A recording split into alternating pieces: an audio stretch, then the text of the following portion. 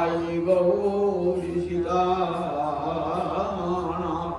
প্রেমানন্দে একবার হরি হরি বল। ভক্তবৃন্দের চরণে আমার কোটি কোটি দণ্ডবত প্রণিপাত। আজ এক পরম শুভা তিথি, যে তিথিতে আমরা রাধারানীর আশ্রমে সমবেত হয়েছি। এই তিথিটিকে বৈষ্ণব শাস্ত্রে কি বলে? হরিবাসর তিথি। ভগবান শ্রীহরির সঙ্গে ভক্তের মিলনের তিথি। বাসর মানে দিন, অর্থাৎ যেদিন ভগবানের সঙ্গে ভক্তের মিলন হয়ে থাকে, সেই তিথিটার নামই হলো হরিবাসর তিথি বা মাধব তিথি বা একাদশী তিথি। একাদশী মহাপুণ্যা সর্ব পাপ প্রণাশিনী ভক্তেশ্ব দীপনী বিষ্ণু পরমার্থ গতি প্রদা। একাদশীর মতো পুণ্যদায়ক ব্রত পৃথিবীতে আর দ্বিতীয় নয়। যত যত ব্রত আছে পৃথিবীতে, সমস্ত ব্রতের সেরা হলো একাদশী। আপনি যে কোনো একটি ব্রত করুন, একটি ফল পাবেন। আপনি একটা ব্রত করলেন, ধরুন সরস্বতীর ব্রত করলেন, বিদ্যা লাভ হবে। লক্ষ্মীর ব্রত করলেন, লক্ষ্মী লাভ হবে। দুর্গার ব্রত করলেন, শক্তি লাভ হবে। কিন্তু একসঙ্গে সবকটা লাভ হবে কোন ব্রত করলে? একাদশী ব্রত করলে সবকটা ফল একসঙ্গে লাভ হবে। বিদ্যা লাভ হবে, লক্ষ্মী লাভ হবে, শক্তি লাভ হবে, প্রেম ভক্তি লাভ হবে, মুক্তি লাভ হবে। ধর্ম, অর্থ, কাম, মোক্ষ চতুর্বর্গ পুরুষার্থ লাভ হয় একাদশী ব্রতের দ্বারা। এবং সেই জন্য এই ব্রতটি করবার জন্য বেদমাতা উপদেশ দান করেছেন। সমস্ত শাস্ত্রের জননীকে কি বলি আমরা? বেদ বলি। সব শাস্ত্রের জননী বেদ বলেছেন একাদশী ব্রত করতে। বেদের কথা পুরাণে পায়। তাই এই ব্রতটি বৈদিক ব্রত, কোনো লৌকিক ব্রত নয়, বৈদিক ব্রত। এই ব্রত কারা করেছেন? ঋষিরা করেছেন, মুনিরা করেছেন, দেবতারা করেছেন। এমনকি স্বয়ং ভগবান নরলীলায় অবতীর্ণ হয়ে একাদশী পালন করে দেখিয়েছেন যে একাদশী কত বড় ব্রত। স্বয়ং গোবিন্দ গৌরাঙ্গ হরিতে অবতীর্ণ হয়ে জগতে একাদশী ব্রত পালন করেছেন। স্বয়ং রামচন্দ্র একাদশী ব্রত পালন করেছেন, সীতা দেবী একাদশী ব্রত পালন করেছেন, দুর্গা দেবী একাদশী ব্রত পালন করেছেন, মহাদেব আজ একাদশী ব্রত পালন করেন। কাশীতে অন্ন হয় না একাদশীর দিন। তাহলে দেখুন, একাদশী ব্রত এমন একটি ব্রত যে স্বর্গের দেবতারাও করেন, মুনিরা করেন, ঋষিরা করেন। যুগ যুগ ধরে, যুগ যুগ ধরে সৃষ্টির আদিম পর্ব থেকে যুগ যুগ ধরে একাদশী ব্রত করে থাকে। তাহলে একাদশী কত মহান ব্রত একবার চিন্তা করে দেখুন। দেখি হরিভক্তি ব্যাসী সনাতন গোস্বামী পাদ দেখালেন যে একাদশী একটি নিত্য ব্রত। আমাদের যত কর্ম আছে না, সমস্ত কর্মকে আমরা তিন ভাগে ভাগ করেছি: কাম্য, নৈমিত্তিক আর নিত্য। কাম্য, নৈমিত্তিক আর নিত্য। কাম্য মানে কামনা করে যে কর্ম করবেন তাকে বলে কাম্য কর্ম। যেগুলো কোনো নিমিত্ত মাত্র উপস্থিত হয় তাকে বলে নৈমিত্তিক কর্ম। পিতা মাতার শ্রাদ্ধাদি এগুলো সব নৈমিত্তিক নিমিত্তকে অবলম্বন করে হবে। আর একটি কর্ম আছে নিত্য কর্ম। সেই নিত্য কর্মের মধ্যে কি কর্ম? গুরু সেবা, গুরু মন্ত্র জপ, কৃষ্ণ মন্ত্র জপ, এগুলো সব নিত্য কর্ম, ভক্তিমূলক কর্ম, যে কোনো একদিন বাদ দিলে হবে না, প্রতিদিন। তেমনি একাদশী একটি নিত্য ব্রত, নিত্য ব্রত। তাহলে নিত্য ব্রতের ফলটাও নিত্য, নিত্য যেমন ব্রত তার ফলটাও তেমনি নিত্য, নিত্য ব্রতের ফলও নিত্য। তাই একাদশী মহাপুণ্যা সর্ব পাপ প্রণাশিনী। বলেন একাদশী এমন একটি ব্রত, পরম পুণ্যদায়ক ব্রত, এবং একাদশ ইন্দ্রিয় দিয়ে আমরা যে পাপ করে থাকি, একাদশী ব্রত পালনের দ্বারা সেই পাপ নাশ হয়ে যায়। ভক্তেশ্ব দীপনী বিষ্ণু, দীপনী মানে উদ্দীপক, উদ্দীপক অর্থাৎ হরিভক্তির, বিষ্ণু ভক্তির উদ্দীপন ঘটায়। কৃষ্ণ ভক্তেরা একাদশী ব্রত করেন কি জন্য? নিষ্কাম ভাবে, কোনো অন্তরে কামনা বাসনা নিয়ে তারা একাদশী ব্রত করেন না। তাদের একটাই উদ্দেশ্য, যাতে হরিচরণে ভক্তি লাভ হয়, গোবিন্দ চরণে আমার ভক্তি লাভ হয়, ভক্তের সহিত পরমার্থ গতি, এবং পরমার্থ দান করতে পারে এই একটাই ব্রত পৃথিবীতে। এরকম সমস্ত সাধুজনেরা একাদশী ব্রত পালন করে থাকেন। এই যে নিত্য ব্রতের চারটে লক্ষণ থাকে। একটা লক্ষণ কি হলো না, যে ব্রত পালন করলে গোবিন্দ প্রীত হন, সুখী হন, যে ব্রত পালন করলে। কোন ব্রত পালন করলে একাদশী গোবিন্দ প্রীত হন? বলেন একাদশী ব্রত পালন করলে গোবিন্দ সুখী হন, প্রীত হন। একাদশী নাম ব্রতং সর্ব কাম ফলপ্রদং কর্তব্যং সর্বদা বিপ্রৈ বিষ্ণু পীড়ন কারণম।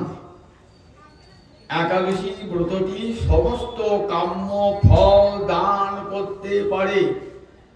আপনি যদি একাদশীর কাছে প্রার্থনা করেন, হে একাদশী তিথি, কৃপা করে আমার একটা কঠিন রোগ, কোনো ঔষধে সারছে না, তুমি কৃপা করে আমার রোগটা সারিয়ে দাও। দেখুন একাদশী ব্রতের কাছে পালন করে রোগটা সেরে যাবে। যদি কেউ বলেন যে আমার পুত্রবধূর সন্তান হচ্ছে না, একাদশী তুমি কৃপা করে আমার পুত্রবধূর কাছে সন্তান দান করো।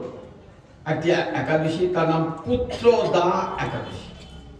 সেই একাদশী এই গেল একাদশীটা, ওই একাদশী পুত্র পালন করে পুত্র হবেই হবে, যদি নিষ্ঠা বাড়ে শাস্ত্রীয় নিয়ম মেনে একাদশী ব্রতটি পালন করে।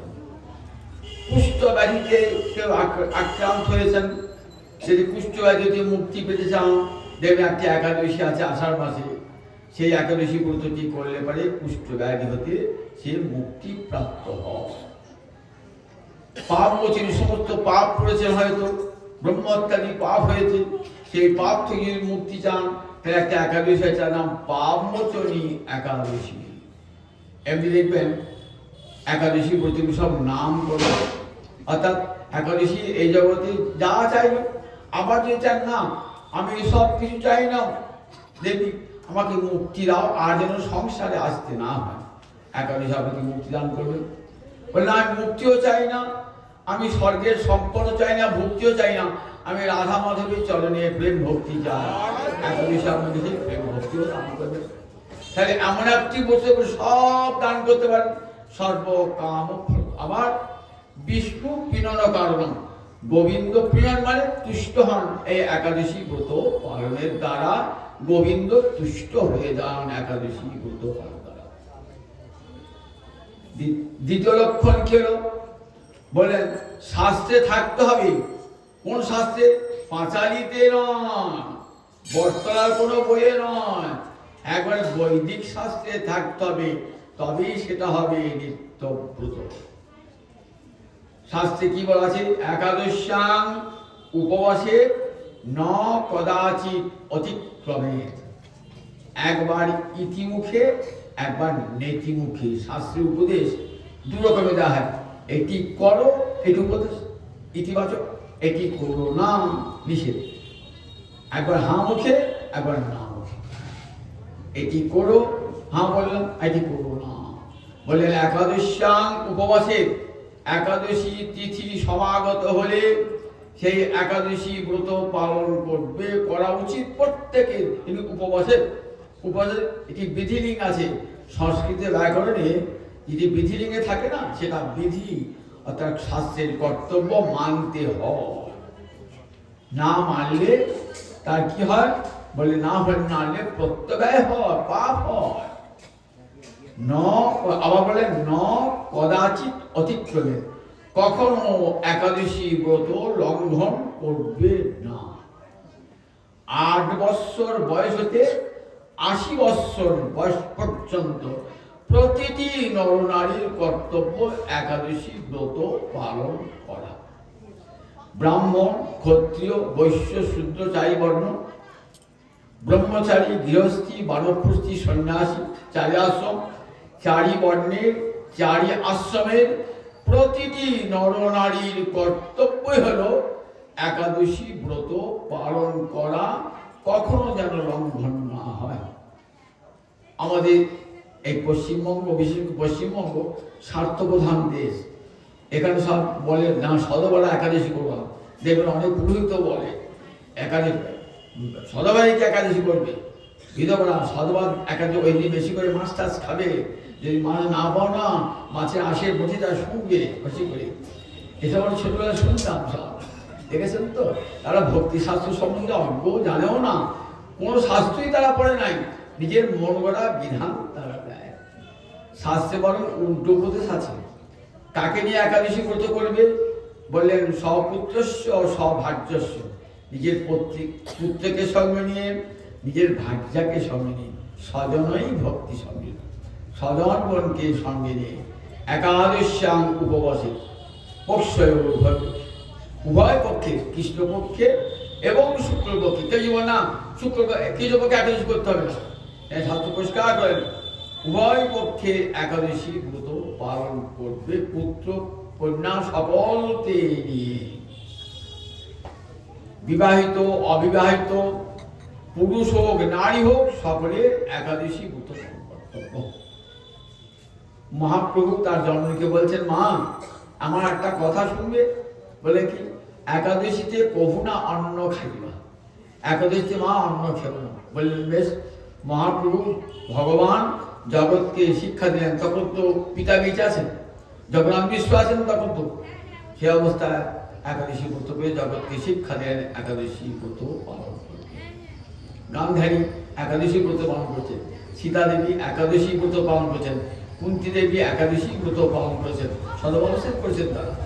কাজে একাদশী ব্রত এমন একটি ব্রত, তাতে স্বামীর কোনো অমঙ্গল হয় না। তোকে বোঝায়, বলে না গো না, স্বামীর দীর্ঘায়ু হবে। সদবা রমণী যদি একাদশী ব্রত পালন করে, তার নিজের মঙ্গল তো হবে, সেই সঙ্গে তার স্বামী হবে দীর্ঘায়ু, পুত্র কন্যা সব সুখে থাকবে একাদশী ব্রত পালনের দ্বারা। ভালো প্রশ্ন করতেন, বৈদিক শাস্ত্র বলেছিল কথা, কার কথা শুনবেন না। তাই ন কদাচিৎ অতিক্রমে, কিন্তু কখনো একাদশী ব্রত লঙ্ঘন করবেন না। একাদশী ব্রত হলে একাদশী ব্রত লঙ্ঘন করবেন না। কিন্তু আমরা যে লঙ্ঘন করি, আমরা মহাদ্বাদশী ব্রত যে করি, একাদশী ব্রত লঙ্ঘন করি, মানে সেটাও তো শাস্ত্রে আদেশ। শাস্ত্র বলেছেন, মহাদ্বাদশ্যাং সম্প্রাপ্তে একাদশী পরিত্যজ্য দ্বাদশ্যাং উপবাসে। যদি মহাদ্বাদশী প্রাপ্ত হওয়া যায়, ভালো করে শুনুন, মহাদ্বাদশী প্রাপ্ত হওয়া যায়, তাহলে একাদশী ব্রত পরিত্যাগ করে দ্বাদশী ব্রত করবেন। মহাদ্বাদশী বললেই কিন্তু হবে না, শাস্ত্রে 8টি মহাদ্বাদশী, 8টি মহাদ্বাদশী, 5 আর 3, ভুল করেন না, একটা দেখা বলে আর মনে করেন না, 5 আর 3 8টি, 4 আর 4, 4টে হলো তিথি যোগে, 4টে নক্ষত্র যোগে। তিথি যোগে 4টে কি কি?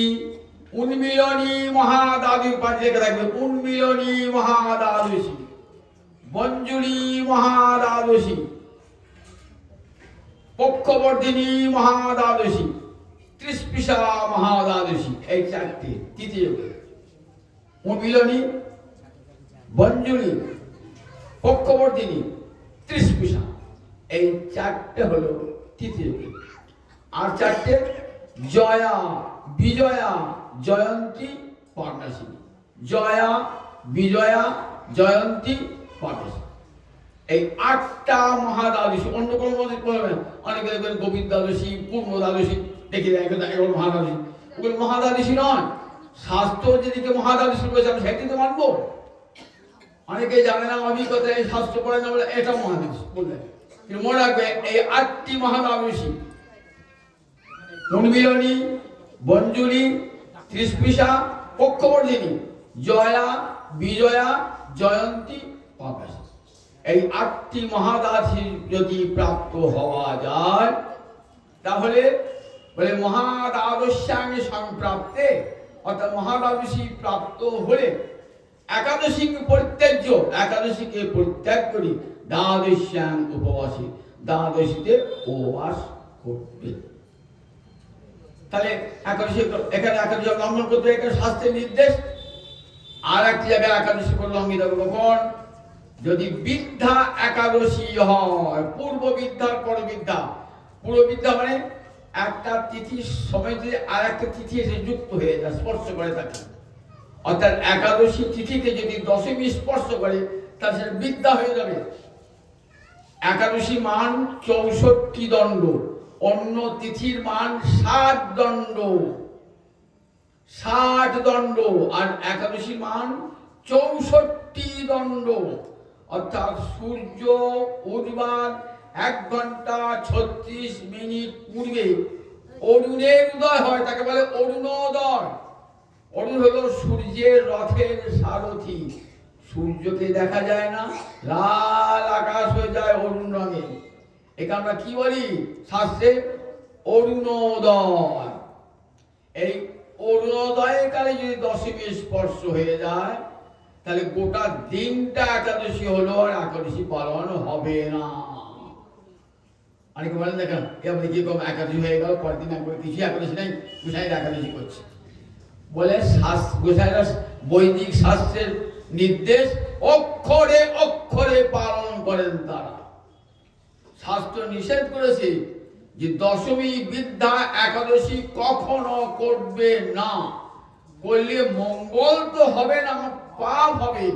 গান্ধারী দশমী বিদ্যা একাদশী ব্রত পালন করেছিলেন, শত পুত্রের বিনাশ হয়েছিল। সীতা দেবীর বনবাস হয়েছিল বিদ্যা একাদশী, জগৎকে দেখিয়েছেন বিদ্যা একাদশী করেছিলেন বলে। সেই জন্য শাস্ত্রে কখনো দশমী বিদ্যা একাদশী কখনো করবে না। কখন দশমী বিদ্যা?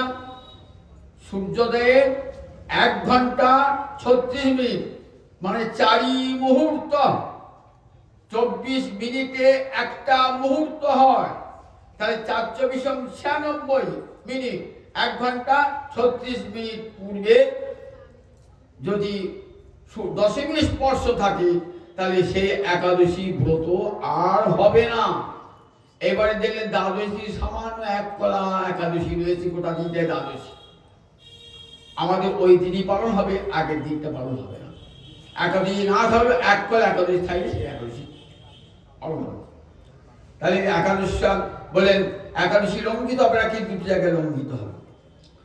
আর একাদশ্যাং নভুঞ্জিত কদাচিৎ বিমানব, একাদশীতে কখনো পঞ্চশস্য ভোজন করবে না। নভুঞ্জিত কদাচিৎ বিমানব। পঞ্চশস্য কি কি? অন্ন, গম, যব, সরিষা, কলে, এগুলি একদম গ্রহণ করা যাবে না একাদশী। অনেকে ময়দা খেয়ে একাদশী করে, ময়দা খেয়ে একাদশী হয় নাকি? ময়দা খেয়ে বলে আজকে একাদশী, আজকে অন্ন হলে ময়দা করো, অনেক কথা। একাদশী ময়দা খেয়ে কখনো একাদশী হয় না। অন্ন, গম, যব, সরিষা এবং কলাই, এই 5টি বাদ। আর পঞ্চশস্য কখনো গ্রহণ করবেন না। যদি বলে মহাপ্রসাদ, আমাকে মহাপ্রসাদ দোহাই দেন, মহাপ্রসাদ খেলে কি হয়? মহাপ্রসাদ একাদশী কেন অন্ন খেতে নেয় কেন? বলে ওই দিন সমস্ত পাপ জানি কানি চ পাপানি ব্রহ্মত্যাধিকারী চ অন্নম আশ্রিত তিষ্ঠন্তে সংক্রান্তি হরিবাসরী। বললেন হরিবাসরের দিন কি হয়? পৃথিবীতে যত যত পাপ আছে না, সমস্ত পাপ অন্নকে আশ্রয় করে। আর সেদিন যদি অন্ন খান তাহলে কি পাপ খাওয়া হবে? একে তো পাপে মরছি, আবার পাপ ঢোকালাম ভিতরে, অন্ন খেয়ে পাপ ঢোকালাম। এই অন্নমাশ্রিত তিষ্ঠন্তি বলেন ওই দিন সংক্রান্তি হরিবাসরী, ওই দিন অন্ন খাবেন। এবারে দেখেন মহাপ্রসাদ তাতে পাশ স্পর্শ করে না, বলেন মহাপ্রসাদের পাশ স্পর্শ করা ঠিক কথা, কিন্তু বৈষ্ণবেরা মহাপ্রসাদ ছাড়া একদিনও অন্ন গ্রহণ করেন না। জগতে যারা সত্যিকারের বৈষ্ণব, যারা গুরুমন্ত্র প্রাপ্ত হয়েছেন, কৃষ্ণের প্রসাদ ছাড়া কোনো দিন তারা অন্ন গ্রহণ করেন না। তারা সবাই প্রসাদ ভোজী। তাহলে সবাই যদি প্রসাদ ভোজী হন, তাহলে একাদশীটা কোনোদিন হবে না। তাহলে একাদশী ব্রতটাই লোপ পেয়ে যাবে। কৃষ্ণ ভক্ত একাদশী ব্রত করে, মানে প্রসাদ খায়, একাদশী করবো না, তাহলে আর কোনোদিন একাদশী ব্রত হবে না। ওই দিন একাদশীর মহিমা দেখাবার জন্য কি করতে হবে? ওই দিন প্রসাদকে প্রণাম জানিয়ে রেখে দিয়ে সেদিন আর মহাপ্রসাদ গ্রহণ করা যাবে না। আর বলে পুরীতে একাদশী নাই, বাজে কথা। পুরীতে একাদশী নাই, স্বয়ং মহাপ্রভু নিজে পুরীতে একাদশী করেছে। মহাপ্রভুর সামনে জগন্নাথের প্রসাদ হয়েছে, মহাপ্রভু জগন্নাথের মহাপ্রসাদকে বন্দনা করেছেন, বন্দনা করে রেখে দিয়েছেন। পরের দিন সেই প্রসাদ গ্রহণ করেছেন, কিন্তু একাদশী ব্রত লঙ্ঘন করেন না। যেখানেই যান, যে তীর্থে যান, পৃথিবীর যেখানেই যান, স্বর্গে যান, মর্তে যান, পাতালে যান, একাদশী ব্রত কোথাও লঙ্ঘিত হয় না, লঙ্ঘিত হয় না। কাজে একাদশী ব্রত বলেন কখনো পঞ্চশস্য ভোজন করবে না। একাদশী দিন পিতৃ শ্রাদ্ধ হবে না। একাদশী দিন পিতৃপুরুষকে যদি কেউ পিণ্ড দান করে, দাতা ভোক্তা উভয়ই নরকগামী হয়, উভয়ই নরকগামী হয়। ভালো তো শোনা, যদি একাদশী দিন পিতৃ শ্রাদ্ধ মাতৃ শ্রাদ্ধ কিছু হলো, বলে সেদিনটি বাদে দ্বাদশ দিন শ্রাদ্ধ করবেন। একাদশীতে কখনো পিতৃপুরুষকে পিণ্ড দান করতে নাই। করলে কি হবে? বলে একাদশী বলে নিত্য, বলে একাদশী বলে বেদ শাস্ত্রের নির্দেশ, সুতরাং সেটা আমি করবো কেন? আমি বলি স্মৃতিশাস্ত্রে বলে স্মৃতির সঙ্গে বেদের যদি বিরোধ বাঁধে, তাহলে কোনটা মানবো? স্মৃতি বলেছেন 11 দিনের দিন ব্রাহ্মণ শ্রাদ্ধ করতে হবে, আর বেদ বলেছেন যে না একাদশী শ্রাদ্ধ হবে। আর কোনটা মানবো? বলে একদিকে বেদ, একদিকে স্মৃতি, কোনটা মানবো? বলে দেখো বেদ হলো নিত্য, স্মৃতি নিত্য নয়, সুতরাং বেদ বাক্যই পালনীয় হবে। শ্রুতি স্মৃতি বিরোধে তু শ্রুতিরেব বলিয়সি। শ্রুতির সঙ্গে অর্থাৎ শ্রুতির বেদের সঙ্গে যদি স্মৃতির বিরোধ বাঁধে, তাহলে কোনটা মানবো? বেদের কথাই মান্য হবে। সুতরাং সেদিন কখনো শ্রাদ্ধ হবে না। তাহলে আজ দেখুন বলছেন যদি কেউ একাদশী করে পৃথিবী সহ নিরামিষ আছে, যদি কেউ একাদশী অন্নাদি ভোজন করে বা পিতৃপুরুষকে অন্ন দান করে, সে একা নরকে যায় না, পৃথিবী সহ অর্থাৎ সমস্ত পিতৃপুরুষকে নিয়ে সঙ্গে করে নিয়ে সে নরকে চলে গেল। তাই শাস্ত্রের নির্দেশ কখনো বলে পঞ্চশস্য ভোজন করো না। একাদশী ব্রতের দিন বহু কর্তব্যের মধ্যে একটা বড় কর্তব্য পালন করুন, ভগবান শ্রীহরিকে সব সময় স্মরণে মননে চিন্তনে রাখুন। একাদশী দিন আমি উপবাস করলে, খুব উপবাস করলে আমি জল স্পর্শ করি না, আর কি করেছেন পাড়ায় পাড়ায় ঝগড়া করে বেড়াচ্ছি, বলে ও একাদশী মানে কি হইব? একাদশী দিন একাদশী টিভি সিরিয়াল দেখছি বসে বসে, একাদশী আমি যে কিচ্ছু খাই না, আমি আমার একাদশী করি না, নিষ্ঠা তো জল কোনো ছুঁই না, তা তো চৌ না, কিন্তু বসে বসে টিভি দেখছো হয় না, মারা জপ করে দেখছি না, তো নাম করার দেখছি না, হরিকথা শোনা দেখছি না, পাড়ায় পাড়ায় ঝগড়া করে বেড়াচ্ছে, সবার সঙ্গে ক্ষুদ্র দিয়ে বেড়াচ্ছে, পরদিনদা পরচর্চা, ওই একাদশী কোনো মূল্য, ওই একাদশী কোনো মূল্য হয় না। একাদশী যে সামান্য প্রসাদ গ্রহণ করে ফলগুলা দিয়ে প্রসাদ গ্রহণ করলে ব্রত নষ্ট হয় না। চিকিৎসকের ঔষধ, রোগী ব্যক্তি যে ঔষধ গ্রহণ করা হয় তাহলে একাদশী নষ্ট হয় না। এবং অনুকল্পের বিধান দিয়েছেন, বিশেষ করে কলিকালে মানুষকে অনুকল্পের বিধান দিয়েছেন একাদশীতে, যেটি গ্রহণ করলে শরীরটা রক্ষা পাবে, একাদশী ব্রত পালনটা সার্থক হবে। তাই পূর্ণ একাদশী ব্রত এই যে কাজ সারাদিন 24 ঘন্টায় শয়ন পর্যন্ত হয়, জানেন তো, নিদ্রা পর্যন্ত নাই। ভগবান শ্রীহরির সঙ্গে মিলনের তিথি বাসর ঘরে দেখেন না, বরকরি সারাদিন জেগে থাকে ভগবানের সঙ্গে মিলনে। আমাদের সারাদিন জেগে সারারাত্রি তার সঙ্গে কীর্তন আনন্দ করি, সারাটি দিন রাত্রি কাটাতে হয়, কি নিয়ম, হরিবাসর তাই নিয়ম। আজ পুণ্যতিথিতে আমরা গোবিন্দের কথা কিঞ্চিত আস্বাদন করব। গৌরী আমার সন্ন্যাস গ্রহণ করেছেন, আগামীকাল সন্ন্যাসী তিথি। কেন সন্ন্যাসী হলে আমার গৌরাঙ্গ হরি? শাস্ত্রে বলেছেন অহমেব ক্বচিৎ ব্রহ্মণ সন্ন্যাস আশ্রমম আশ্রিত হরিভক্তিং গ্রাহয়ামি করো পাপ হতান্নরান। ভগবান একটি বেদে বাণী আছে, পুরাণে একটি বাণী আছে। কি বলেছেন ভগবান? বলছেন ব্যাসদেবকে বলছেন, হে ব্রহ্ম, আমি কলিকালে কোন কলিতে অহমেব ক্বচিৎ ব্রহ্মণ, কোন কলিতে আবির্ভূত হয়ে সন্ন্যাস আশ্রম গ্রহণ করব। 4টা আশ্রম। কি কি আশ্রম? ব্রহ্মচর্য, গার্হস্থ, বানপ্রস্থ, সন্ন্যাস, এই 4টিকে আশ্রম বলা হয়। আর ব্রাহ্মণ, ক্ষত্রিয়, বৈশ্য, শূদ্র 4টিকে বর্ণ বলা হয়। তাই আমাদের বর্ণাশ্রম আমাদের ভারতবর্ষের বিধান। তারপরে আমি 4র্থ আশ্রম সন্ন্যাস আশ্রম গ্রহণ করব। কি জন্যে? হরিভক্তি গ্রাহয়ামি, জগতের জীবকে হরিভক্তি দান করবার জন্যে। কোন কালে? ক্বচিৎ করো, কোন কলিতে, সব কলিতে নয়। ক্বচিৎ মানে কোন কলিতে আমি আবির্ভূত হয়ে হরিভক্তি দান করব। কাজকে কলির মানুষ পাপ হতান নরান, কলিতে পাপ হত মানুষকে আমি হরিভক্তি দান করবার জন্যে আমি সন্ন্যাস আশ্রম গ্রহণ করব। এই যে ক্বচিৎ কলেও বললেন তো, সব কলিতে ভগবান আসেন না, সব দাপরেও গোবিন্দ আসেন না, আর সব কলিতেও গৌরাঙ্গ আসে না।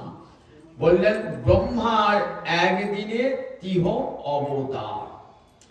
কৃষ্ণ অবতারও ব্রহ্মার একদিনে, গৌরাঙ্গ অবতারও ব্রহ্মার একদিনে একবার মাত্র আবির্ভূত হন। ব্রহ্মার একদিনটা কেমন করে হয়? সত্য, ত্রেতা, দাপর, কলি, এই 4টে যুগে কি বলে একসঙ্গে? চতুর্যুগ। সত্য, ত্রেতা, দাপর, কলি, এই 4টে যুগকে একসঙ্গে কি বলে? চতুর্যুগ। 71 বার ঘুরুন, 71 চতুর্যুগ, 71 বারে চতুর্যুগ ঘুরল, একটা মন্বন্তর। 71 চতুর্যুগে এই 4টে যুগ 71 বার ঘুরলে পরে কি হয়? একটা মন্বন্তর। এমনি করে 14টা মন্বন্তর হলে ব্রহ্মার একদিন, 14টা মন্বন্তর হলে ব্রহ্মার একদিন। আবার এমনি করে 14 ব্রহ্মার 1 রাত। আমার যেমন 12 ঘন্টা দিন, 12 ঘন্টা রাত, ব্রহ্মার এরকম দেখুন দিনটা হবে কেমন দেখবেন। এমনি করে ব্রহ্মা 100 বছর বেঁচে থাকে, 100 বছর। সত্য, ত্রেতা, দাপর, কলি, চতুর্যুগ। 71 চতুর্যুগে 1 মন্বন্তর, আর 14 মন্বন্তরে ব্রহ্মার একটা দিন। আবার 14 মন্বন্তরে ব্রহ্মার একটা রাত। ব্রহ্মার যে দিন ফুরিয়ে যায় কি হয়? যে ব্রহ্মার ঘুম আসে, প্রলয় হয়ে যায়, দৈনন্দিন প্রলয় হয়ে যায়। এই যে ব্রহ্মার একদিনে একবার ভগবান কৃষ্ণ নন্দন রূপে আবির্ভূত হন। এইটা কি মন্বন্তর চলছে? 14টা মনু আছে। এটা কোন মনুর আমল বলুন দেখি? বৈবস্বত মন্বন্তর। কি বলে? বৈবস্বত মনু। এখন কোন মনু শাসন চলছে? বৈবস্বত। ভালো করে এগুলো শিখে রাখবেন। বৈবস্বত মনু, এই বৈবস্বত মনু কটা দাপট গিয়েছে? 27 চলে গিয়ে দাপট, 28 দাপট, এটা অষ্টাবিংশতি দাপট।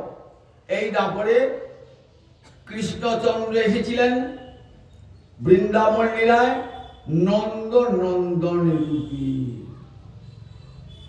ভগবান আসেন সব যুগে, গীতায় বলেছেন না, সম্ভব আমি যুগে যুগে, কিন্তু সব যুগে নন্দ নন্দন রূপে আসবেন না, কখনো অংশ রূপে কলা রূপে আসবেন, কিন্তু পূর্ণ ব্রহ্ম রূপে 6টা ঐশ্বর্য 4টে মাধুর্য নিয়ে পূর্ণ রূপে একমাত্র ব্রহ্মার একদিনে একবার আসবেন নন্দ নন্দন রূপে।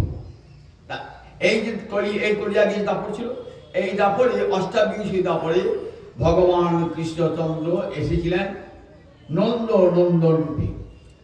যখন ভগবান নন্দ নন্দন রূপে আসবেন, ঠিক তার পরবর্তী কলিতে আমার গৌরাঙ্গ হরিয়াবির্ভূত হবে।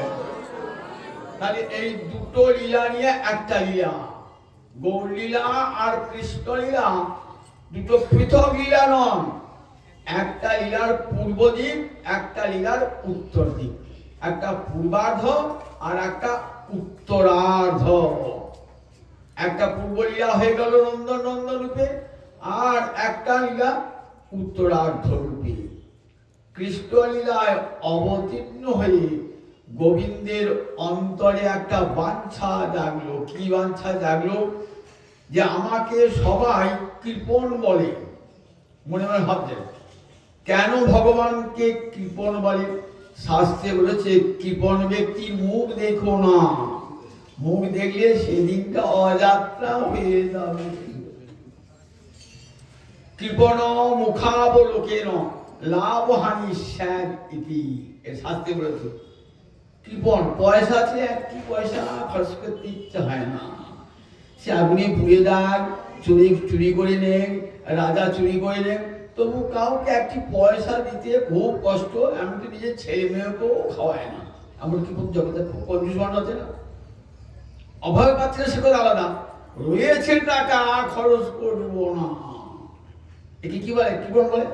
বলছে কৃপণের মুখ দেখো না, কৃপণ মুখাবলোকনা লাভ হানি স্যার, কৃপণের মুখ দেখে বলে। তা গোবিন্দ বলছে আমাকে সবাই কৃপণ বলে। কেন কৃপণ বলে? কৃপণ বলে তা বলছেন আমি সব দান করি, কিন্তু প্রেম ভক্তি দান করি না। প্রেম ভক্তি দান করিলেন। আচ্ছা, প্রেম ভক্তি কৃষ্ণচন্দ্র তো প্রেম ভক্তি দান করেছেন যখন অবতীর্ণ হয়েছেন দাপরে। প্রেম ভক্তি এমন কি ব্রজের সবাই প্রেম ভক্তি পেয়েছে। ব্রজে এমন কেউ নাই যে প্রেম ভক্তি পায় না। ব্রজে একটা পিঁপড়ে পর্যন্ত প্রেম পেয়েছে, পশু পাখি কীট পতঙ্গ বৃক্ষ লতা এমনকি যমুনার জল সবাই প্রেম লাভ করেছেন। তাহলে তো গোবিন্দ কৃপণ হলো কি করে? বললেন দেখো, বৃন্দাবনের বৃক্ষ লতা পশু পাখি যমুনার জল এগুলা তো সবই কৃষ্ণের পরিবারভুক্ত। আপনি এসে বললেন দেখো লোক আমাকে কৃপণ বলে, কৃপণ বলে, তা আমি কি সব নিয়ে রেখেছি? আমি সব দিয়ে কাউকে দিয়ে দিয়েছি? তোমাকে দিয়েছো? আমার ছেলেকে দিয়েছি, বৌমাকে দিয়েছি, মেয়েকে দিয়েছি, নাতিকে দিয়েছি, নাতনিকে দিয়েছি, ভাগ্নিকে দিয়েছি, ভাইপুকে দিয়েছি। খুব ভালো লোক বুঝা, ভালো দান করেছেন আপনি। দানটা তো নিজের ঘরেতেই রইল, কেউ বাইরের লোককে দিয়েছেন? আপনার সাথে সম্পর্ক না এমন লোককে দিয়েছেন কি? তবে তো আপনাকে বলবে দানিয়ে আপনাকে। তা গোবিন্দ বলছেন বৃন্দাবনের সবাইকে তো আমি দান দিলাম। বৃক্ষ তরু লতা কেউ তো বাদ গেল না। সুখ শাড়ি থেকে আরম্ভ করে ময়ূর ময়ূরী হরিণ হরিণী বৃক্ষ তরুলতা পর্যন্ত পেয়েছেন, যমুনার জল পর্যন্ত পেয়েছে। আমার কি বলছে কেন? তা বলছে ঠাকুর বৃন্দাবনের বাইরে কাউকে দিয়েছ? বৃন্দাবনের বাইরে কাউকে দিয়েছ? বৃন্দাবন তো তোমার সন্ধিনী শক্তির বিলাস। ভগবানকে ধরে থাকে যে শক্তি কি বলে? সন্ধিনী শক্তি। মাতা পিতা স্থান গৃহ শয্যাসন এসব কৃষ্ণের শুদ্ধ সত্যের বিকার। বৃন্দাবন তার মাতা পিতা শয্যা আসন থাকবার জায়গা সব কি বলে? ভগবানের 3টে শক্তি, সন্ধিনী সম্বিত হেলাদিনী। সন্ধিনী সম্বিত হেলাদিনী। সন্ধি শক্তি কার? যে শক্তি ভগবানকে ধরে রেখে দেয়। ভগবানের মাতা ভগবানের পিতা, ভগবানের গৃহ, ভগবানের শয্যা, ভগবানের বসবার আসন, ভগবানের খেলার জায়গা, বিশ্রামের জায়গা, সব কি বলে? সন্ধিনী শক্তির বিলাস। এগুলো সব ভগবানের সন্ধিনী শক্তি। সে তো সন্ধিনী শক্তি, সে তো নিজেরই, সে তো বাইরের লোক নয়। তার তুই যে দানটা করলে, ও তো ঘরের লোক। কি দানটা হলো? আমার নিজের ছেলেকে, মেয়েকে, বোনকে, ভগ্নিপতিকে দান করলাম, সব বাইরের লোককে দান করেছি কি? গোবিন্দ মনে ভাবছে সত্যিই তো, তা তো আমার দান করা হয় নাই। আমার যে দানটা হয়েছে, নিজের ঘরের মধ্যেই দানটা হয়েছে। তা এই দানটা এবার করতে হবে। মনে মনে ভাবছেন, চিরকালে নাহি করি প্রেম ভক্তি দান, ভক্তি বিনা জগতে হে নাহি অবস্থান। ভক্তি বিনা জগতে নাহি অবস্থান। জগৎকে ভক্তি না দিয়ে পারে জগতে জীব আত্মস্বরূপে প্রতিষ্ঠিত হতে পারবে না এবং মুক্তিও পাবে না জগতে। আমি যে নিত্যকালের কৃষ্ণ দাস, এটা কখন উপলব্ধি হবে? যখন জীব প্রেম ভক্তি লাভ করবে, তখন নিজের স্বরূপটি উদ্ঘাটিত হবে। তাই প্রেম ভক্তি দান করবার জন্য ভগবান কেমন করে এলেন বলুন দেখি। ভগবান বলছেন, কলিতে আমাকে যেতে তো নিষেধ করেছে, কি করে যাব নারদ? তা বললে তুমি নিজেকে ঢাকা দিয়ে যাও, যেন তোমাকে কেউ ভগবান বলে জানতে না পারি। তুমি ছদ্মবেশে যাবে, ছদ্মবেশে যাবে, যেন তোমাকে চিনতে পারবে না। কিরকম ছদ্মবেশে যাব আমি? বললেন কেন? বলে আমার কালো বরণ ধরে ফেলবে তো। বলে ওই কালো কৃষ্ণ এসেছে। বললেন কেন গো? ছদ্মবেশে যাবে। এবার কি করে যাবে? ওই রাধা রানীর গৌর হেম বরণ ঢাকা দিয়ে এবার ভক্ত সেজে যাবে। রাধা রানীর হেম বরণ দিয়ে নিজের কালো অঙ্গটা ঢেকে এবার ভক্তের ছদ্মবেশে হরে কৃষ্ণ কৃষ্ণ কৃষ্ণ হরে হরে, হরে রাম রাম রাম হরে হরে। এমনি করে জগৎকে প্রেম ভক্তি দান করবে। প্রেম ভক্তি তো ভগবানের ভান্ডারে নাই। প্রেম ভক্তি কার ভান্ডারে থাকে? ভক্তের ভান্ডারে থাকে। মধু পদ্মকোষে থাকে বটে, কিন্তু মধু পদ্ম দান করতে পারে? আমি পদ্মের কাছে গিয়ে বললাম, ঠিক আছে মধু দাও। ও আমি পারবো না, মধু আমি দিতে পারবো না। মধু পেতে গেলে কোথায় যেতে? মধুকরের কাছে, ভ্রমণের কাছে যেতে, মৌমাছির কাছে যেতে হবে। গোবিন্দ চরণে মধু আছে, কিন্তু সে মধু গোবিন্দ দিতে পারে না। সে মধু কে দেয়? তার ভক্ত মধুকর। জগতে সব ভক্তের সেরা কে বলুন দেখি? রাধা রানী। জগতে যত যত ভক্ত আছে দেখবেন, আমাদের সনাতন গোস্বামীপাদের একটা বৃহৎ ভাগবতামৃত গ্রন্থ আছে, বৃহৎ ভাগবতামৃতম। শুনে আমি ভালো করি। সনাতন গোস্বামীপাদে সুখদেব যখন চলে গেলেন 7 দিন ভাগবত পাঠ করে না, তখন পরীক্ষিতের মা এসেছে। পরীক্ষিতের মায়ের নাম কি? উত্তরা। উত্তরা এসে বলছে, বাবা তোমাকে সুখদেব কি বলে গেল? বলে, মা আমার তার বেশি সময় নাই, আমি সংক্ষেপে বলে যাচ্ছি আমাকে সুখদেব কি বলেছে। এইটি যে বলেছেন না, যখন পরীক্ষিত বলছেন মাকে, সেইটি নিয়ে সনাতন গোস্বামীপাদ দিলেন বৃহৎ ভাগবতামৃতম। সেই বৃহৎ ভাগবতামৃতমে দেখাচ্ছেন ভক্ত কক্ষা। জগতের যত ভক্ত আছে সেই ভক্তের মধ্যে প্রহ্লাদ প্রধান। প্রহ্লাদ, ভগবান নিজে বলেছেন, প্রহ্লাদ জগতের সমস্ত ভক্তের প্রতিনিধি তুমি। প্রহ্লাদের চেয়ে বড় কে? হনুমান। কারণ প্রহ্লাদ সেবা পান নাই, হনুমান ভগবানের সেবা পেয়েছেন। হনুমানের চেয়ে বড় কে? যুধিষ্ঠিরকে বলছেন নারদ। নারদ বলছেন যুধিষ্ঠিরকে। যুধিষ্ঠির শুনছেন, আহা যদি প্রহ্লাদের মতো হতে পারতাম, যদি হনুমানের মতো গোবিন্দ সেবা পেলাম না। যুধিষ্ঠির ভাবছেন, মহাভাগবত যুধিষ্ঠির ভাবছেন, বলেন, শোন মহারাজ, আপনারা হনুমানের চেয়েও বড়। কেন? পাণ্ডবেরা হনুমানের চেয়ে বড়। ভগবানের সঙ্গে এক বিছানায় শুয়েছেন, একসঙ্গে খেয়েছেন, একসঙ্গে ভোজন, একসঙ্গে শয়ন বিহার পর্যন্ত হয়েছে। তাহলে হনুমানের চেয়ে পাণ্ডবেরা বড়? পাণ্ডব যে বড় কে? পাণ্ডব যে বড়, যাদবেরা পাণ্ডবদের চেয়ে বড়। কেন বড়? ভগবানের সঙ্গে রক্তের সম্পর্ক হয়েছে। তাদের চেয়ে বড় কে? বলেন সমস্ত যাদব দুবাদী উদ্ধব হরিদাসবর্য, উদ্ধব বড়। তার চেয়ে বড় কারা? বলেন বৃন্দাবনে যখন উদ্ধব গেলেন, দেখলেন বাবা আমাদের চেয়েও কত বড় ভক্ত রয়েছে। কি দেখলেন? রক্তপত্র ভগবানের দাস চরণ সেবা করে। বলতে দেখি সময়ে সময়ে ভগবানের সেবাতে করে, সময়ে সময়ে ভগবানকে ধমক মারতেও পারে। ভগবানকে ধমক ভৎসনা করা সোজা কথা। আপনার বাড়িতে একটা বহুদিন ধরে চাকর আছে, আমরা পিতামহের আমল থেকে, দাদুর আমল, তার আমল থেকে, এবার আমাকে ছোটবেলা মানুষ করেছে। এবার আপনি ঠিক মতো না খান, আপনাকে ধমক মারবে, এখন তোমার খাওয়া হলো না। যেমন ঈশান মহাপ্রভুকে তারা মারতেন না। ঈশান মহাপ্রভু ভৃত্য ছিল ঈশান, কখনো কখন ঠাকুর আর কখন খাবে, দিন রাতি কাঁদছো, দিন রাতি কাঁদছো, আমার জীবনটা গেলে হয়, মাছি আর দেখতে পাচ্ছি না। ঈশান এমনি বলতেন, ঈশান এমনি করে বলতেন, ঠাকুর দিন রাতে হাঁটুস বলে কাঁদছো, হাঁটুস বলে কাঁদছো, কখন খাবে, কখন ভোগ হয়েছে ঠাকুরে, খাবে না? আমি আর পারি না। একদিকে মা সচি কাঁদছেন, একদিকে তুমি কাঁদছো, একদিকে বিষ্ণুপ্রিয়া কাঁদছে, আমি কি আমার মৃত্যুই ভালো হয় বলতেন ঈশান মাল মায়ের বলতেন, বলে বলতেন। তাহলে ভৃত্যের ধমক দেওয়ার ক্ষমতা বলে দিয়েছে। উদ্ধব ভাবছেন আমরা তো কৃষ্ণ ধমক ভস নিতে পারি না। উদ্ধব এদের চাইতে রক্তপত্রকে চাইতে বড় কারা? কৃষ্ণের সখারা। কাঁধে চড়ে, কাঁধে চড়ায় করা করে কি শ্রীরাম সুরাম খেলা করছে, মনে রেখে খেলা। কিরকম হেরে গেলে তোমার কাঁধে চাপবো। কে হেরে গেছে? কৃষ্ণ হেরে গেছে। শ্রীরাম বলছে কাঁধে চাপবো, কাঁধে পাওয়ার আমাকে, কাঁধে করবো। এই দেখ আমার লীলা দেখছি, কারা দেখছে জানিস? ব্রহ্মাদি দেব বর্মা লীলা দেখছি, তোকে কাঁধে করবো বলে আমাকে কি বলে? বলে যে দেখে দেখো, খেলায় তুমি হেরেছো, কাঁধে চাপ। যখন বৃন্দাবনের বাল্যলীলা হচ্ছে না, কারা দেখছে বলে দেখি? দেবতারা বিমানে চড়ে আমার রাধা মাধবের গোবিন্দ লীলা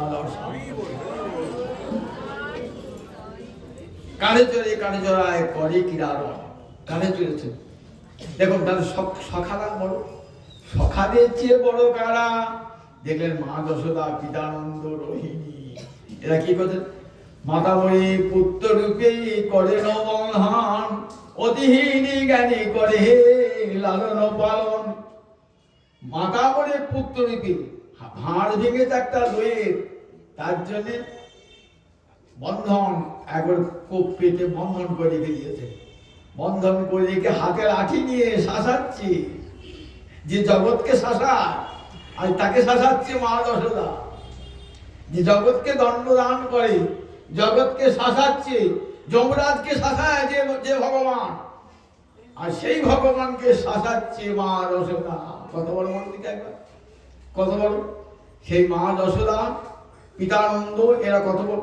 আবার কাছারি বাড়িতে যখন কাছারি কাজ শেষ হলো, ছুটিতে এসে বল বাবা তোমার খড়ম দুটো করে দাও, খড়ম দুটো।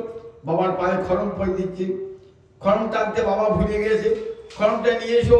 মাথায় করে গোপাল খড়ম নিয়ে এসে বাবার চরণে পড়ে দিচ্ছে। দেখুন একবার কেমন সেখানে ভগবান কি করছেন? পিতানন্দের মাতা যশোদার চরণের বাদুকে বহন করে দিচ্ছে, মায়ের দারুণ ধর্ষণ সহ্য করছে। দেখছেন মা যশোদা, পিতানন্দ বড়।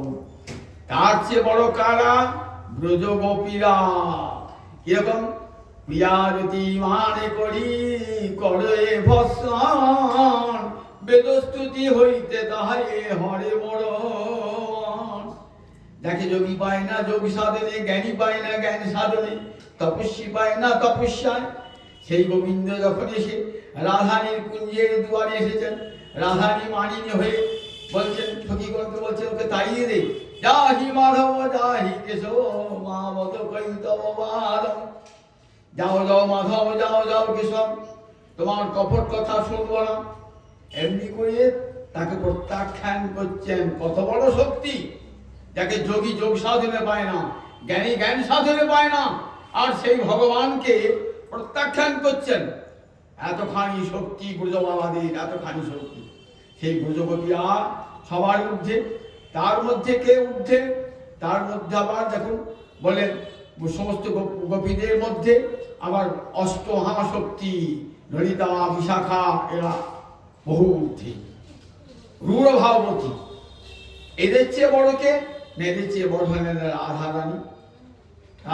রাধারানী চন্দ্রাবলীর মধ্যে রাধারানী সর্বশ্রেষ্ঠা, সমস্ত ভক্তের একবারে শীর্ষে রাধারানী।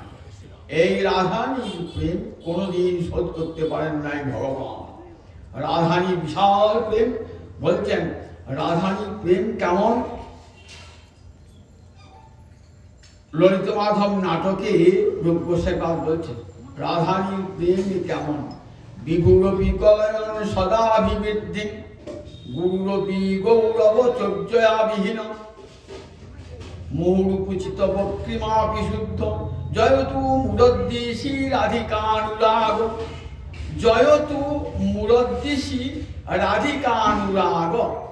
রাধারানীর যে অনুরাগ, কৃষ্ণ ভালোবাসা, কার প্রতি? মুরদ্দেশী। মুর একটা অসুর, সে অসুরকে কৃষ্ণ বধ করেছিলেন। সেদিন গোবিন্দ একটা নাম কি? মুরারি। মুরদ্দীপ মানেও তাই, মুরদ্দেশী মানে তাই মুরারি, মুরের যিনি শত্রু। মুরদ্দীপ শব্দের সপ্তমীর এক বচনে মুরদ্দেশী, অর্থাৎ কৃষ্ণেতে গোবিন্দের রাধারানীর যে প্রেম, সেই প্রেমে জয় হোক, জয় হোক, জয় হোক, রাধারানীর প্রেমে জয় হোক। কেমন সে প্রেম? বলছে আমি জয়ী সে বিরুদ্ধ ধর্মাশ্রয়। রাধারানীর প্রেম সেরূপ বিরুদ্ধ ধর্মময়। আমি বিরুদ্ধ ধর্মাশ্রয় কেমন? আমাকে কেউ বলে সাকার, কেউ বলে নিরাকার, কেউ বলে আমি দূরে, কেউ বলে আমি নিকটে, কেউ বলে আমি অতি ক্ষুদ্র, কেউ বলে আমি অতি মহান। ভগবান এমনি বিরুদ্ধ ধর্মের ভগবান অনুও বটেন, আবার ভগবানের বিরাটও বটেন। যখন কংসের সবাই ঢুকতে যাবেন না, একটা বিরাট হাতি সুর দিয়ে ওই কৃষ্ণর বলরামকে সুরে করে ধরে আজকে মারি বাড়ি। তখন কৃষ্ণ কি হলেন? একবার সরু ছুঁচের মতো হয়ে নাক দিয়ে গড়িয়ে গেলেন। তিনি অনুহতে অনিয়ান হয়ে গেলেন। আবার অর্জুনকে দেখালে, অর্জুনের রথে সারথি ছিলেন। বাবারি বিরাট নান্তং ন মধ্যং ন পুনস্তবাদি পশ্যামি বিশ্বেশ্বর বিশ্ব। ও গোবিন্দ, কই তোমার চরণ কোটা? তোমার মস্তক কই? তোমার উদর কই? দেখতে পাচ্ছেন না। নাম তোমার আদি অন্ত মধ্য দেখতে পাচ্ছি না। নান্তং ন মধ্যং ন পুনস্তবাদি পশ্যামি বিশ্বেশ্বর বিশ্ব রূপ। কত বড় হয়ে গেলেন? বিশ্বময় হয়ে গেলেন। তাহলে তিনি অনুরূপী অনিয়ান, মহৎ মহিয়ান। অনুর চেয়েও অনু হতে পারেন, আবার মহতের চেয়েও হতে পারেন। কেউ তাকে এক সাকার বলে, আবার জ্ঞানীর কাছে তিনি নিরাকার, আবার ভাব থেকে লীলাময় বিগ্রহ হয়ে রয়েছে। এগুলি ভগবানের বিরুদ্ধ ধর্ম। কেউ বলেন তিনি ভগবান নিকটেই তো রয়েছেন, ভক্তের সবসময় নিকটে, ভক্তকে দেখছেন চোখের সামনে। তিনি অভক্ত, তার কাছ থেকে অনেক দূরে রয়েছে। এগুলি বলে রাধারানীর প্রেম ঠিক এইরকম বিরুদ্ধ ধর্মময়। কিরকম? বিভুরপি কলয়ন সদা বিবৃদ্ধি। রাধারানী প্রেম বিভু, যার বাড়িতে নাহি ঠাঁই। রাধা প্রেম বিভু, যার বাড়িতে। বিভু মানে বিশাল, আর বারবার জায়গা নেয়। আপনাকে যদি কেউ সকাল উঠে বলে, এ দেখ দেখ আজ আকাশটা বড় হয়ে গেছে, আমি হাজার পাগল হয়েছি নাকি? আকাশ আর বড় হয় নাকি? যা বড় হবার হয়ে গেছে, আর হয় না। আকাশ কখনো বড় হয় না। রাধারানী প্রেম এমন বিশাল, সে আর বাড়ে না, কিন্তু তথাপি ক্ষণে ক্ষণে বাড়ে। তিলে তিলে সে বৃদ্ধিপ্রাপ্ত হয়।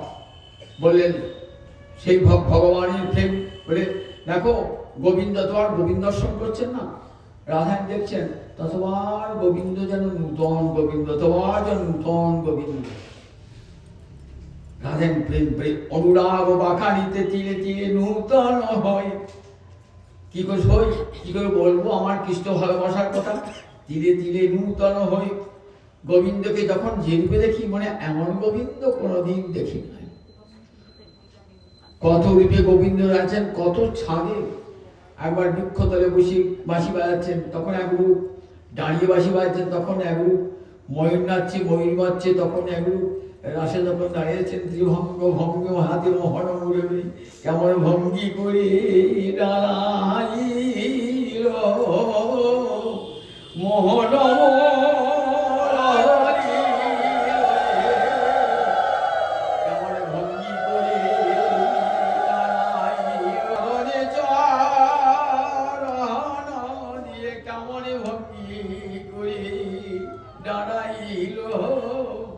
দুই দুই গোপীর মাঝে কেমন ভঙ্গি করে দাঁড়াইল রাস বিহারী কৃষ্ণ কেমন ভঙ্গি করে দাঁড়ালো মদন মোহন রূপে দাঁড়িয়েছেন ভঙ্গি করে হাতে মোহন মুরলী যতবার দেখছেন রাধানী ততবার দেখছেন এমন রূপ যারা কোনোদিন দেখেন নাই, এমন রূপ যারা কোনোদিন দেখেন নাই, ধীরে ধীরে নূতন হয়।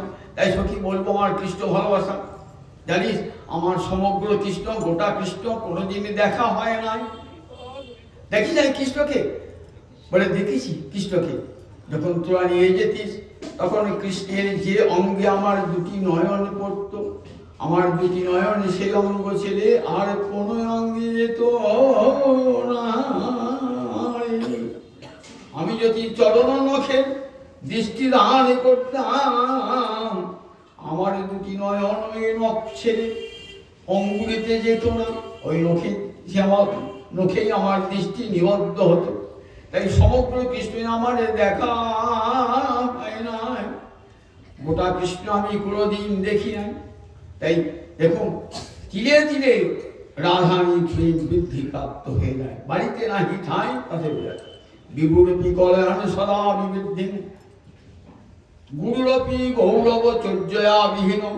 যে প্রেম গুরু জগতে গোবিন্দ নিজে বলছেন শিরাধার প্রেমী গুরু আমি শিষ্য নয় নিত্য আমার নানা নিত্যে নাচায় উদ্ভর। জানিস আমি যে জগৎকে নাচাই, ব্রহ্মা নাচে, শিব নাচে, ইন্দ্র নাচে আমার প্রেমেতে, আর আমি নাচি রাধা রানী। রাধা রানীর প্রেম আমায় নাচায়, আমি নাচাই জগৎকে, ব্রহ্মা নাচে, শিব নাচে, ইন্দ্র নাচে, আর আমাকে কে নাচায়? আমাকে নাচায় রাধা রানীর প্রেম। রাধানী প্রেম আমাকে নাচায়, শিরাধার প্রেমী গুরু আমি শিষ্য নয় নিত্য আমার নানা নিত্যে নাচায় উদ্ভর। তাই গুরুরপি গৌরব, সে প্রেম গুরু হয়েও কেমন সবসময় দিন ভাব আমি কৃষ্ণ পদ দাসী তিহ রস সুখ রাশি আলিঙ্গিয়া করে আত্মসাৎ কবু না দেন দর্শন কিবা জানেন তনু মন তবু তিহ মোহর প্রাণনা। সবসময় দাসী ভাব। আহা, যে প্রেমকে আর গোবিন্দ গুরু বলেছেন, গুরু হয়েও কেমন শিষ্যের মতো ভাব। গুরু কি গৌরব চর্যায় অবিহীন বুঝি আমার আবার গরব কিসে, আমি তোমারই গরবে গর্বিনী বধূ বুঝি আমার আবার গরব কিসে, তোমারই রূপে রূপসী আমি আমার আবার গরব কিসে। বধূ আমার কিসে গরব? তোমার গরবে গরবিনী হাম রূপসী তোমার রূপে, রূপসী তোমার রূপী। বধূ কি আরো বলিব আমি তোমার জীবনী, তোমার জীবনে আমার পরাণে বাঁধিল প্রেমের ফাঁসি। তাই সব সমর্পিয়া এক মন হইয়া নিশ্চয় হইলামে দাসী। আমায় দাসী করিয়ে রেখো হে, ওই চরণের সেবা দিয়ে আমায় দাসী করে রেখো হে। রাধানী অন্তরে একটাই প্রার্থনা, ওই চরণের সেবা দিয়ে আমায় দাসী করে রেখো। গুরুরপি গৌরব চর্যায় অবিহীন, গুরু প্রেম কিন্তু কি ভাব আমি শিষ্য, আমি তার দাসী, আমি কৃষ্ণ পদদাসী ইহরস শুকরাসী, অন্তরে এতটুকু অহংকার নাই, সব অহংকার দূর করি আমি কৃষ্ণ পদদাসী। সাক্ষাৎ গোবিন্দ আমার। দেখো রাই রাজা হলেন বৃন্দাবনে, গোবিন্দের বড় ইচ্ছা যে রাধারীকে বৃন্দাবনে অধীশ্বরী করব। যোগমায়া জানতে পেরেছেন, যোগমায়া সব লীলা করছেন, তো যোগমায়া বেশ সঙ্গে সঙ্গে সব দিন ঠিক করো। গর্গাচার্য সে দিন ঠিক করে দিলেন, কবে রাধারী রাজেশ্বরী পাবেন। বৃন্দাবন একটা জায়গা তার উমরাও গ্রাম, সেখানে দেখবেন রাধারীকে রাজেশ্বরীকে অভিষেক করা হতো। নির্দিষ্ট দিনে সোনার সিংহাসনে রাধারীকে বসানো হলো। সমস্ত গোপীরা যমুনার জল নিয়ে এলো, সোনার কলসি করে 108 জল নিয়ে এসে বেদ মন্ত্র পড়তে পড়তে রাধারীকে অভিষেক করানো হলো। রাধারী হয়েছে রাজেশ্বরী, বৃন্দাবনে রাজ থেকে বৃন্দাবনে রাজেশ্বরী রাধারানী। গোবিন্দ অষ্টশক্তি ললিতা, বিশাখা, ইন্দুরেখা এরা সব কি হয়েছেন? এরা সব মন্ত্রী হয়েছেন। রাধারী রাজেশ্বরী তো, আর সব মন্ত্রী হয়েছেন। তাহলে গোবিন্দ বলছে, আচ্ছা আমাকে একটা চাকরি দাও, আমি তো রাজার ছেলে, আমি বেকার হয়ে গেলাম, আমাকে একটা চাকরি দাও। দাঁড়াও, তুই দরখাস্ত একটা, চাকরি তো বলে পাওয়া যায় না। গোবিন্দ একটা দরখাস্ত বললেন, রাধারী অনুরোধ করেন, দাও একটা চাকরি দাও। কি চাকরি? না, নগর কোটোয়া, তার মানে পুলিশ কমিশনের চাকরি দিলাম। গোবিন্দ পুলিশ কমিশনার, তোমার কাজ কিনা ব্রজবাসী ধন সম্পদ রক্ষা করে দেখো, চুরি রাখার যেন না হয়। বেশ, তাই করবো। রাজার ছেলে কি পুলিশ কমিশনার হয়ে গেল। একদিন এসে বলছে, আমার বাঁশিটা চুরি হয়ে গেল। গোবিন্দ এসে বলছে, তখন ললিতা বলছে, এমন একটা অপদার্থকে পুলিশ কমিশনার করেছো যে নিজের বাঁশিটা রক্ষা করতে পারে না, সে অপরের ধন সম্পদ কি করে রক্ষা করবে? তোমার চাকরি ছাড়াই। আচ্ছা বেশ, চাকরি আমার ছাঁটাই হলো, আমি চাকরি ছাড়াই, কিন্তু আমার একটা বক্তব্য আছে। কি বক্তব্য? আমার বাঁশিটা কে চুরি করছে দেখতে হবে। দেখা হবে। তোমার কাকে সন্দেহ হয়? আমার সন্দেহ মন্ত্রীরা চুরি করেছে। হ্যাঁ, মন্ত্রীরা চুরি করেছে? মন্ত্রীরা বলে, হ্যাঁ মন্ত্রীরা চুরি করছে, আমার সন্দেহ। রাধারী কানে কথাটা গেল। রাধা বলে, দেখো যারা সুশাসক হয়, সুশাসিক হয়, তাদের বলে যখন তদন্ত করে দেখা দরকার, সত্যি লোকের মনে সন্দেহ থাকবে, এটা তো এটা ঠিক নয়। ঠিক আছে, কি তদন্ত করে তুমি খুশি হলে বলো। গোবিন্দকে দেখে বলছি, তাহলে যে আমার সামনে যদি সব মন্ত্রীর একবার উঠে দাঁড়ায় না, তাহলে আমার তদন্তটা ঠিক হবে। কি করেছেন গোবিন্দ? কৌশলে ললিতার আঁচলে বাঁশিটা কোনো ফাঁকে ফেলে দিয়েছে। ললিতা বুঝতেও পারে না, যেই উঠেছে না, বাঁশিটা ঝনাত করে ললিতার বাঁশি বস্ত্র থেকে পড়ে গেছে। আর গোবিন্দ হাতে, ওই তো চোর, ওই তো চোর, ওই তো চোর। আর ললিতার চোখ পাকিয়ে বলছে, তোমার একটা বাঁশি আমি চুরি করতে যাবো, কি হবে বলো বাঁশিতে? ওই বাঁশিটা চুরি করে আর কি হবে বলো? ওই বাঁশিটা একটু দুধ দেওয়ার জ্বালানি পর্যন্ত হবে না। একটা ফুটো পয়সা দিয়ে কেউ কিনবে না বাঁশিটা, ভাঙা করি দিয়েও কেউ কিনবে না বাঁশিটা, আমি চুরি করতে যাবো? তারপরে চুরি তো করেছো, চুরি করেছি, তুমি কোন ফাঁকে ফেলে দিয়েছো? চুরি করেছি? বলে, না নাই। বেশ, আমি বলছি, কি করলে বিশ্বাস করে বলো? রাধারী চরণে হাত দিয়ে বল, 3 বার বলো, আমি চুরি করি নাই, চুরি করি নাই, চুরি করি। ললিতা রাধারী হাত দিয়ে চরণে হাত দিয়ে বলছেন, আমি চুরি করি নাই, আমি চুরি করি নাই, আমি চুরি করি নাই। তুমি বলো, এবার দিয়ে বলো যে আমার আঁচলের ফাঁসিতে ফেলো নাই, ফেলো নাই, এখানে বলো। গোবিন্দ এবার যাচ্ছে, গোবিন্দ এগিয়ে যাচ্ছে। যবেই কাছে এগিয়ে, খুব রাধারীর কাছে, যবেই পরশিতে চাহে চরণের অঙ্গুলি, হিয়ারো মাঝারে ওঠে রসের হিল্লোড়ি। ওইখানে নয় বধূ, এইখানে সোহে, চরণে নয় বধূ, পরাণে সোহে, চরণে নয় বধূ, পরাণে সোহে। গোবিন্দকে বক্ষে দিয়ে আলিঙ্গন করে বলছেন, চরণে নয়, আমার প্রাণে, তুই আমার প্রাণেশ্বরী, তুই আমার প্রাণেশ্বর। বলছেন, দেখো গোবিন্দ, তোমার বাঞ্ছা পূর্ণ করলাম, এইবার তুমি হবে সিংহাসনে বসো। তুমি রাজ রাজেশ্বর হও, আমি তোমার চরণ সেবা করবো। আমি কৃষ্ণ পদদাসী, ইহ রস সুখ রাশি। একবার বসো, তোমার চরণ সেবা করিব, তোমার ওই যুগল চরণ আমি চরণ সেবা করিব। রাধাই তখন রাধাই তোকে দাসী ভাব অন্তরে এসেছে। তাই মুহুর্মোচিত বক্তৃমা বিশুদ্ধ। মাঝে মাঝে সেই প্রেমে মান কৌটিল্য দেখা দেয়। কি জন্যে? নিজের সুখের জন্য না। এই জগতে উজ্জ্বলের মধ্যে রূপ গোসাই পাদ বলছেন, জগতের প্রাকৃতিক জগতের নায়িকারা মান করে কেন? নায়কের কাছ থেকে ভালোবাসা আদর পাওয়ার জন্য। তাই রাধাই মান করতেন কি? গোবিন্দের কাছে ভালোবাসা পাওয়ার জন্য, আদর পাবেন না। কি যেন করতেন? গোবিন্দ সুখ পাবেন বলে, গোবিন্দ সুখ পাবেন বলে। রাধানি কেন? কান্তা কৃষ্ণে করে রোষ, কৃষ্ণ তাতে পায় সন্তোষ। কান্তা কৃষ্ণে করে রোষ।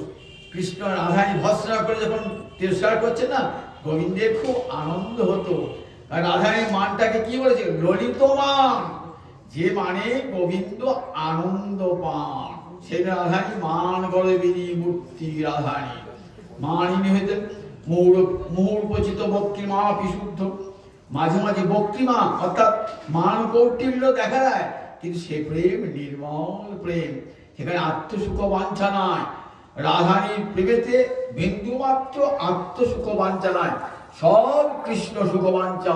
কৃষ্ণ সুখৈক তাৎপর্যময়ী, কৃষ্ণ সুখৈক বাঞ্ছা। গোবিন্দের সুখ ছাড়া আর অন্য কোনো সুখ তিনি জীবনে চান না। জীবনে তার একটাই ব্রত, কৃষ্ণ বাঞ্ছা পূর্তি রূপী করে আরাধনে। অতএব রাধিকা নামে পুরাণে বাখানে। কৃষ্ণ বাঞ্ছা পূর্তি রূপ করে আরাধনে, অতএব রাধিকা নাম পুরাণে বাখানে। রাধার জীবনে একটাই বাঞ্ছা। আমার জীবনে কত বাঞ্ছা, ঘর হোক, বাড়ি হোক, ভালো স্বামী হোক, ভালো ছেলে হোক, কত চিন্তা বাঞ্ছা তো। আর রাধারী কি বাঞ্ছা? কৃষ্ণ বাঞ্ছা। কৃষ্ণ কেমন করে সুখী হবে? কৃষ্ণ বাঞ্ছা পূর্তি রূপী করে আরাধনে। অতএব রাধিকা নামে পুরাণে বাখানে। সেই রাধারী প্রেম কত বড়, অন্তরে জানবার ইচ্ছে হলো। এই প্রেমে জানবো কেমন করে? কেমন করে আমার রাধারী ভালোবাসে। ওই শোনো রাধাগুণা, ওই শোনো মধুরিমা, ওই শোনো সুখ। কিন্তু বৃন্দাবনে সে জানা সম্ভব হলো না। বৃন্দাবন কেন হলো না? কৃষ্ণ হলেন বিষয়, রাধারানী হলেন আশ্রয়। যে ভালোবাসে তাকে কি বলে? আশ্রয়। আর যাকে ভালোবাসে তাকে বলে বিষয়। তাই রাধারানী কেমন করে আমাকে ভালোবাসে, এটা জানতে গেলে গোবিন্দকে রাধারানী হতে হবে, নইলে হবে না। ছেলে বাবাকে জড়িয়ে ধরিয়ে, বুঝেছো, বাবা কাঁদছে, অনেকদিন বাদে বিদেশে ছিলেন তো। ছেলে বলছে, বাবা তুমি আমাকে কেমন ভালোবাসো? বাবা বলছে, কোনোদিনই বুঝবি না। বাবা আমি ছোট আছি, কত বড় হয়েছি দেখো, লেখাপড়াছি, বিলেত গেছি, ডাক্তারি পড়েছি। বলে যত বড়ই হোস না কেন, তুই আমি যে কত ভালোবাসি বুঝতে পারবি না। কোনদিন পারবো না? পারবি। তুই যেদিন আমার মতন বাবা হবি সেদিন বুঝবি বাবা ছেলেকে কেমন ভালোবাসে। রাধারানী তুমি আমাকে কেমন ভালোবাসো? রাধারানী কেমন ভালোবাসো? আমি তোমাকে ভালোবাসি, তুমি আমাকে কেমন ভালোবাসো? ললিতা বিশাখা বলছেন, গোবিন্দ তুমি কোনোদিনই জানতে পারবে না। আমি কোনোদিন জানতে পারবো না? বলেন না, পারবে। কোন দিন? কোন দিন পারবে? যেদিন রাধারানী হয়ে আসবে, রাধারানীর প্রেমে গৌর হয়ে আসবে, সেদিন বুঝবে রাধারানীর অন্তরে। চণ্ডীদাস কহে সেই দিন বুঝিবে প্রীতি কেমন জ্বালা। চণ্ডীদাস কহে সেদিনও জানিবে প্রীতি কেমন জ্বালা। সেই দিন বুঝিবে যেদিন গৌর হয়ে আসবে, রাধা প্রেমের হয়ে গৌর হয়ে আসবে। রাধা প্রেমে গৌর হয়ে আসবে। কেঁদে কেঁদে বেড়াবে নদিয়ার পথে পথে কেনে কেনে বেড়া হবে, লীলাচলের পথে পথে কেনে কেনে বেড়া হবে। হা গোবিন্দ দয়া কর বলে, কেনে কেনে বেড়া হবে। রাধারানী করে আমার গৌরহরি সন্ন্যাস হলেন। এসব ভাগ্যবান দাঁড়িয়েছেন, দাঁড়িয়ে জগতের জীবকে বলছেন, ওহে জগতের জীব, এই রকম আমার ভিক্ষা যিনি সন্ন্যাস গ্রহণ করছি, কিছুই চাই না। কি চাই? একবার কৃষ্ণ বলো, ওহে পরিহত জীব তোমরা একবার কৃষ্ণ বলো, পরিহত জীব একবার কৃষ্ণ বলো। জগতের জীবকে কৃষ্ণ বলার জন্য আমার গৌরাঙ্গ হরি সন্ন্যাস ধারণ করলেন, প্রতিজ্ঞা করেছিলেন, অহমেব ক্বচিৎ ব্রহ্ম সন্ন্যাস আশ্রমাশ্রিত হরিভক্তি গ্রহামি করৌ পাপ হতাং নরং। কলির জীবকে হরিনাম দেবেন বলে, হরিভক্তি দান করবেন বলে আমার কৃষ্ণচন্দ্র আমার গৌরাঙ্গ হরি হয়েছেন। রাধারানী প্রেমে সন্ন্যাসী হয়ে কাঁদছেন দিবারাত্র, নবদ্বীপের পথে পথে লীলাচলে গম্ভীরা দিন রাত কাঁদছেন। কাহা যাও কাহা পাও সৌরে, কোথা গেলে কৃষ্ণ পাবো, ওগো সর্ববিরাম রায় বলে দাও, বলে দাও, কোথা গেলে কৃষ্ণ পাবো, বলে দাও, বলে দাও, কোথা গেলে কৃষ্ণ পাবো, বলে দাও, বলে দাও। কাছে আমার মহাপ্রভু গম্ভীর নিশীথে সব নিদ্রামগ্ন, গোটা বিশ্ব নিদ্রামগ্ন, আমার মহাপ্রভু চোখে নিদ্রা নাই। গম্ভীর নীতি মুখ ঘর্ষণ করছেন আর কাঁদছেন কৃষ্ণ কৃষ্ণ বলি নয়ন জলে ভাষ্য। সেই রাধারানীর প্রেম ঋণ শোধ করবার আমার গৌরাঙ্গ হরি এই কাটাপূর্ণ কাঠাম কাটোয়ার গঙ্গার তীরে এসে কেশব ভারতীর কাছে সন্ন্যাস গ্রহণ করে জগৎজীবকে কৃতার্থ করেছে হরিনাম দেওয়ার জন্য। সেই গৌর সন্ন্যাসী জয় হোক, জয় হোক, জয় হোক।